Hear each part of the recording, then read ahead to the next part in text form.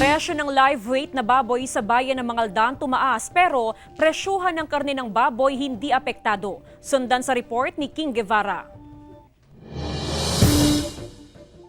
Mas kakaunti raw ang kinakatay na baboy ngayon sa Mangaldan, Pangasinan. Dahilan upang tumaas ang bentahan ng live weight na baboy. Ayon sa Municipal Agriculture Office, posibleng epekto pa rin ito ng African Swine Fever na tumama noon sa mga alagang baboy. Kulang na kulang talaga po yung kinakatay ngayon na baboy kasi nga ito po yung naapektuhan tayo ng ESF. Kaya talagang may tendency na pagkulang yung concert, taas yung price. Bagamat tumaas ang presyo ng live weight na baboy, ayon sa ilang negosyante, hindi naman umano apektado ang presyo ng karne ng baboy dito sa Mangaldan Public Market.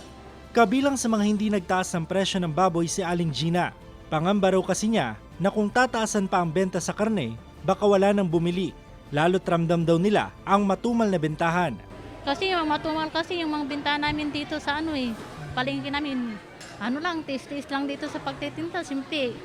Yung mga tao, walang pera kasi pandemic ngayon eh. Hindi na, wag na. Diyos ko po, ang hirap ng buhay ngayon. Oo, 1 kilo.